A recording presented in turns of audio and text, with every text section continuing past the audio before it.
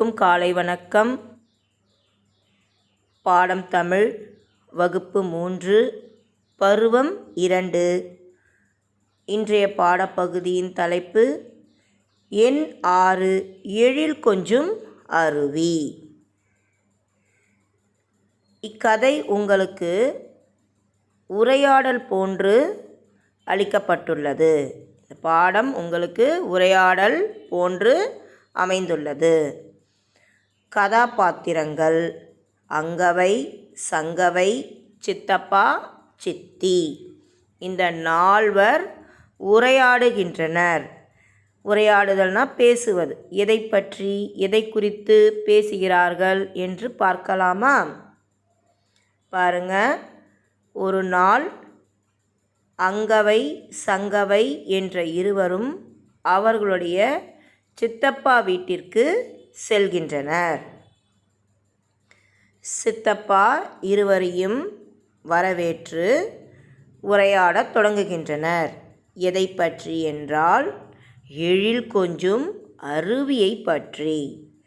பாருங்கள், மலை பகுதியில் நடுவில் அருவி ஊற்றுகின்றதை பாருங்கள். அடுத்து மலைப்பகுதி இடையில் ஊற்றிய அருவியில் நாம் பரிசல் மூலமாக மறுகரைக்கு செல்லலாம். இப்பொழுது உரையாடல் தொடங்குகின்றது. சித்தப்பா வீட்டில் உரையாடல் நடக்கவிருக்கிறது. அங்கவை, சங்கவை சித்தப்பா சித்தியை நலம் விசாரித்தார்கள். விசாரித்துவிட்டு, நாங்கள் இருவரும் கல்வி சுற்றுலா சென்று வந்தோம் என்று உரையாடலை தொடங்கினர். அங்கவையும் சங்கவையும் சித்தப்பா சித்தியை நலம் விசாரித்துவிட்டு கூறினார்கள், நாங்கள் இருவரும் கல்வி சுற்றுலா சென்று வந்தோம்.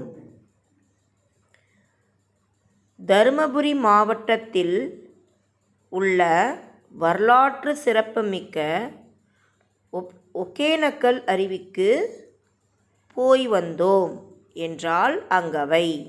அங்கவை என்ன சொல்கிறா? தருமபுரி மாவட்டத்தில் உள்ள வரலாற்றுனா அது ரொம்ப சிறப்பான இடங்கள்லாம் வரலாற்றில் இடம்பெறக்கூடிய இடங்களாகும். அதை காலத்துக்கும் என்ன பண்ணுவாங்க? அந்த இடத்தை சிறப்பை குறித்து பேசி வருவார்கள். அந்த இடத்திற்கெல்லாம் சென்று வருவோம். ஆம், அங்கவை என்ன சொல்கிறா? நாங்கள் தருமபுரி மாவட்டத்தில் உள்ள வரலாற்று சிறப்புமிக்க ஒகேனக்கல் அருவிக்கு சென்றோம், போய் வந்தோம். அதற்கு சங்கவை, எழில் கொஞ்சும் மலையில் உள்ள அந்த அருவி எங்கு உள்ளது என்றால், பென்னாகரம் என்ற ஊரிலிருந்து 16 கிலோமீட்டர் தூரத்தில் உள்ளது. அந்த ஒகேனக்கல் அருவி எங்கு உள்ளது என்றால், பென்னாகரம் என்ற ஊரிலிருந்து 16 கிலோமீட்டர் தூரத்தில் உள்ளது.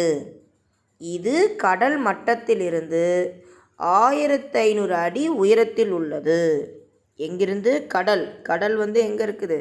கீழே இருக்குது இல்லைங்களா? அந்த மட்டத்தில் இருந்து அந்த அருவி எந்த உயரத்தில் உள்ளது என்றால் 1500 அடி உயரத்தில் உள்ளது. அதற்கு சித்தப்பா, மலையின் உச்சியிலிருந்து வெள்ளியை உருக்கி ஊற்றியது போல் பேரிரைச்சலுடன் கீழ்நோக்கி விழும் அருவி பார்க்க அழகாக இருக்கும் என்றார். சித்தப்பா என்ன சொல்கிறாரு? இவர்கள் இருவரும் அவர்கள் பார்த்து வந்த அந்த அழகை, வரலாற்று சிறப்புமிக்க இடங்களை கூறும் பொழுது சித்தப்பா என்ன சொல்கிறாரு? அந்த அருவி மலை உச்சியிலிருந்து ஊற்றுவது வெள்ளியை உருக்கி ஊற்றியது போலவும் பேரிரைச்சலுடன் கீழ்நோக்கி விழும். அப்படியே சத்தமாக சலன்னு சவுண்டு. அது அழகாக இருக்கும் அப்படின்னு சித்தப்பா சொன்னாங்க. அதற்கு சங்கவை, ஆமாம் சித்தப்பா, அப்படின்னு சொல்லிட்டு சங்கவை கூறுகிறாள். அது அழகோ அழகு. அதற்கு அங்கவை, ஒகேனக்கல் என்பதற்கு புகையும் கல்பாறை என பொருள். கன்னடத்தில் ஒகே என்றால் புகை. அருவி நீர் கல்பாறையில் பட்டு தெரித்து வெண்புகை போல தோற்றம் அளிப்பதால் இப்பெயர் வந்தது. அந்த புகையும் கல்பாறை என்ற பெயர் எதனால் வந்ததுன்னா, கன்னடத்தில் வந்துட்டு ஒகே என்றதான் புகை.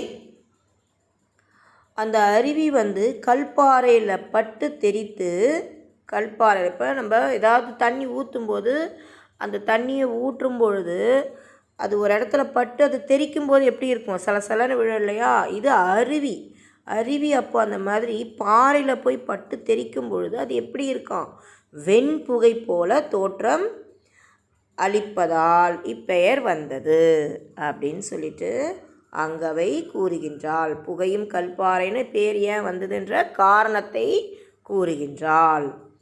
அடுத்து சங்கவை, உல்லாச பயணிகளை பெரும் ஆரவாரத்தோடு வரவேற்கும் அருவியில் தண்ணீர் கொட்டும் காட்சி அற்புதமாக இருந்தது.